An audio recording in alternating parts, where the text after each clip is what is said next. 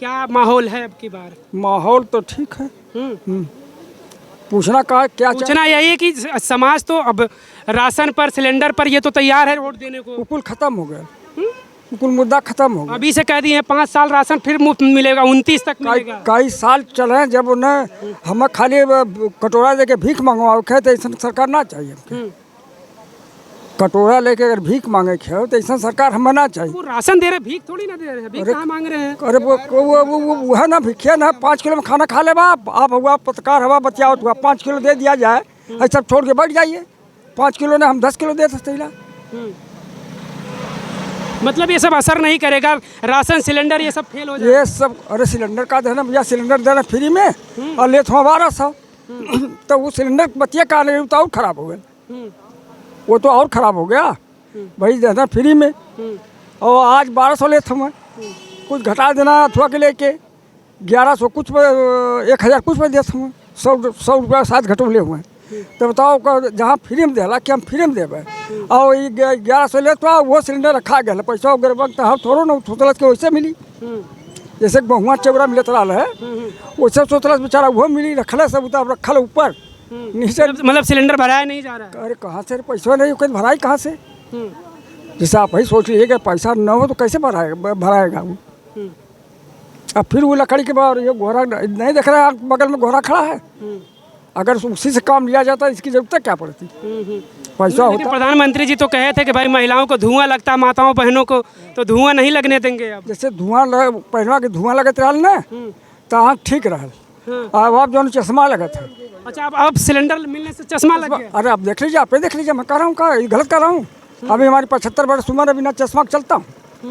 हाँ, और आज के युवा जो हैं कतवा चलता चश्मा से चलेंगे नहीं? बताइए, हंसिया मत, जो बात सही कर रहा हूँ भाई, जो बात है सही कर रहा हूँ। हाँ बताइए, हम 75 वर्ष हमारी उम्र है, करेक्ट। हमारे प्रधान है पुराने ही, हम 17.5 साल प्रधान रहे हैं, 5 साल वो BDC मेंबर रहे हैं और 5 साल जो है डायरेक्टर रहे हैं। संगीता आजाद जो सांसद थी बसपा की नहीं थी?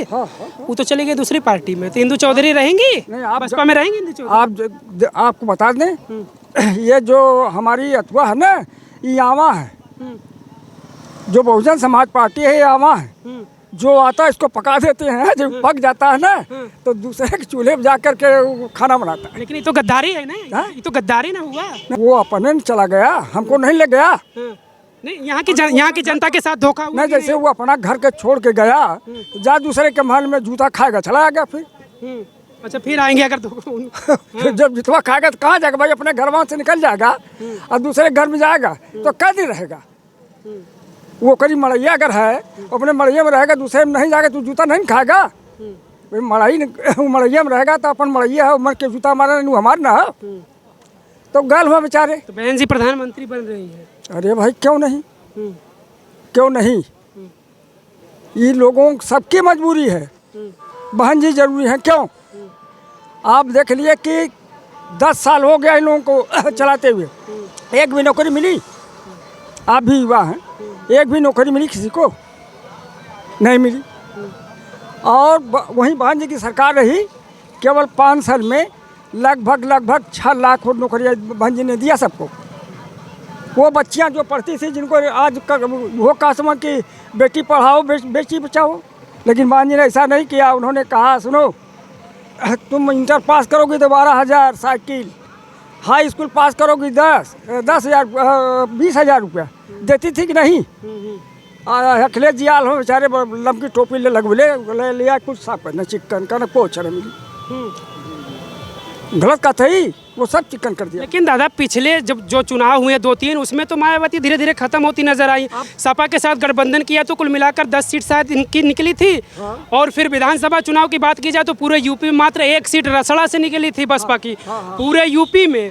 तो बताइए तो फिर मायावती कहाँ है? मेरी बात भी सुन लीजिए, बात भी सुन लीजिए। ये दोनों चतुर चालाक हैं, ये दोनों पार्टियां चतुर चालाक हैं।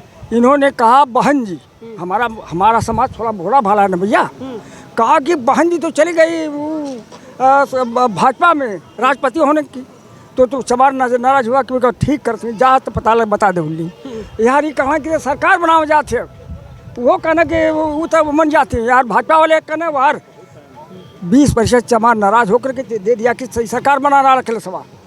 अब तो कर खटिया खड़ी हो जाए, देखिए मेरे समझ में आ जाएगी। जब जमार 20,000 चलाएगा, 20% चलाएगा, समझ में आ जाएगा।